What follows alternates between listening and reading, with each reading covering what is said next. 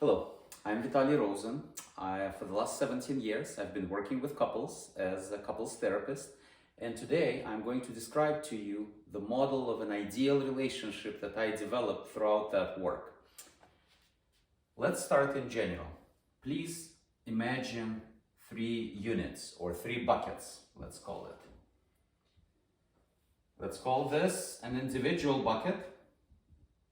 Let's call this a couple bucket, and let's call this a family bucket or a family unit. When you're single, all your energy is inside the individual bucket. You have your work or your career, maybe your school, and you have the personal part of the individual bucket, right? Let's say you watch a movie by yourself, you meet with your own friends, you read a book, you go to the gym. It's still a part of the individual unit, but it's your personal time outside of work or school. When people get together, they start dating, a lot of energy now moves into this couples unit, couples bucket.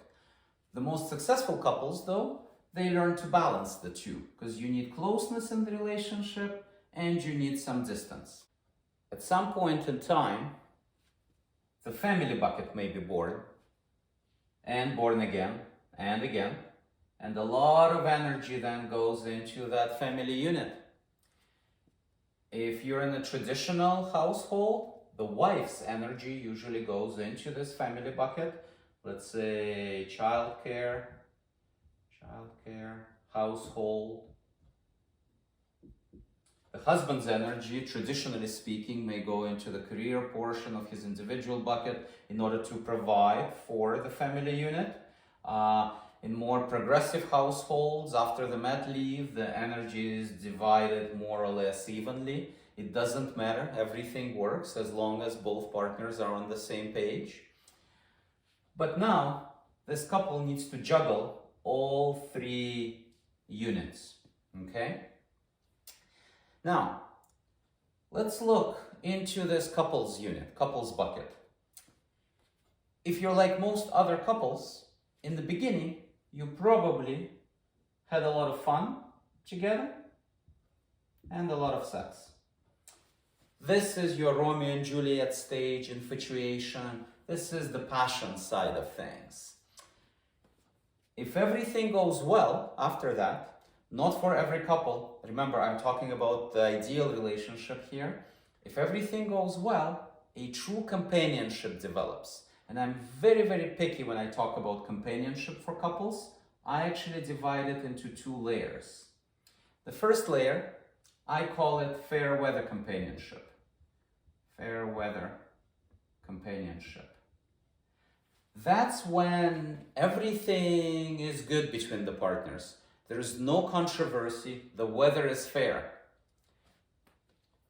People sit down in the evening with a cup of tea or a glass of wine, and partners talk about anything. They talk about their day, they talk about news, they gossip about other people maybe, they talk about finances, parenting, in-laws, people talk about sex. Having sex is a layer in itself. Talking about sex over a cup of coffee is not sex itself. That is a separate layer, that is companionship. Some couples are better than others doing that, actually just talking about their intimacy. People talk about leisure, recreation. Some couples are so good at this fair weather together that even after 20 years or so, and after a couple of children, they can still go to a restaurant like a fresh boyfriend and girlfriend, and they can talk about anything, not just about the childcare and the household. They have those drugs, sex, and rock and roll conversations, the interesting stuff. But even if you have good skills in fair weather and you use them, the weather itself is not always fair. Sometimes there is bad weather. The question becomes, how do you keep your companionship now in bad weather? How do you have those difficult conversations, heavy-duty topics on the table, without disconnecting from each other? And if you ended up disconnected from one another during a difficult conversation, How do you repair in a timely manner and continue massaging the issue because the issue is still there? A very important set of skills and tools is necessary in that layer. Not all couples have them. Unfortunately, they don't teach them at school. Parents don't always model good communication in bad weather.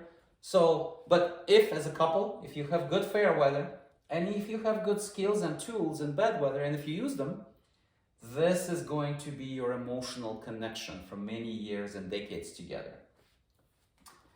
The other two layers, they have to do with loyalty. One is fidelity, which is your decision to be faithful to each other. And one is commitment,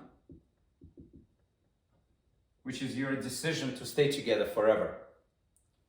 They're actually separate layers. Both have to do with loyalty, but in different ways. You can probably imagine some couples who have fidelity concerns, trust issues, sexually speaking, but they still want to remain together and work through the issues. Other couples, there are absolutely no fidelity concerns, but somebody wants to leave or somebody is leaning out of the relationship for another reason. So they may have a commitment issue without the fidelity issues, but both have to do with loyalty of some sort. So as you're looking at this model, you can probably tell that if a couple first falls in love, of course, because love is outside of any bucket. You either love each other or you don't. But if an average couple falls in love, but then if they can attain and then maintain all the layers of the couple's bucket, we can say that they're having this ideal relationship, or very close to it, as good as it gets, so to speak. And of course, they do need to juggle and balance all three units as well, because it's going to be difficult to maintain this couple's unit without balancing the individual and the family unit. Now, this is easier said than done. What I see in the community, and it's well described in the clinical literature, is that the first layers of fun and sex, they may start to dwindle for various reasons. Sex may become difficult over time. Fun becomes difficult, maybe because it costs money, financially. Health issues happen, the family bucket interferes, COVID happens, anything that may interfere with your fun. And sex may become routine, less frequent. However, if there is great companionship, like 9 out of 10 companionship, and the loyalty is there is still a happily ever after in that model, considering there is some fun and sex left somewhere. Not an ideal model, however, it still works.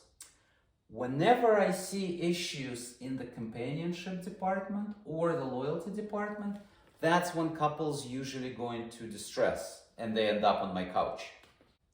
The question is, how can couples therapy help you? For instance, many couples come to me, the fun portion of their couple's bucket is not working properly.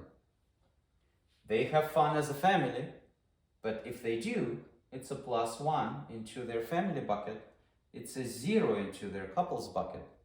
In order to have a +1 here, you need to go out as boyfriend and girlfriend, no third wheel, and then it's going to be a point into your fun layer of the couple's bucket.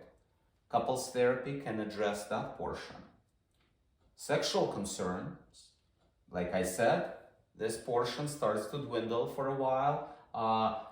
That may need to be addressed in couples therapy.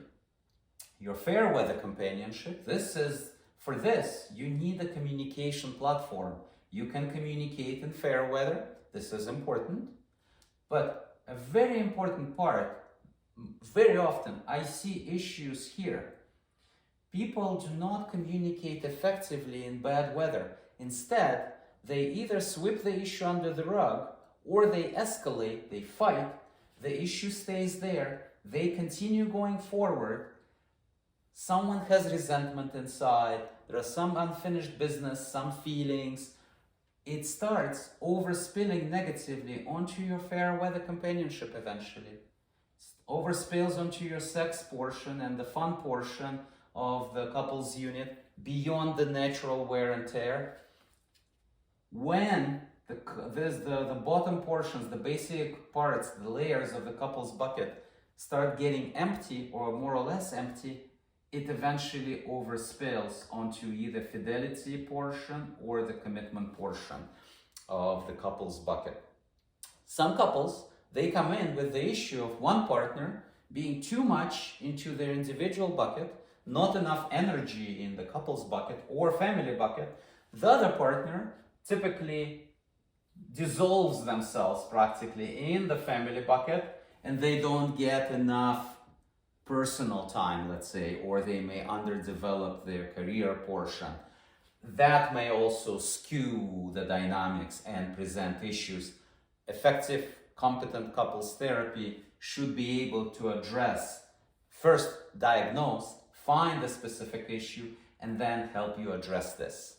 You can use this information for yourself. You can send it to someone you care about to help them look at that and maybe make the right choices or find the right couples therapist for themselves. Or you can also click on the link below to get more information. Thank you.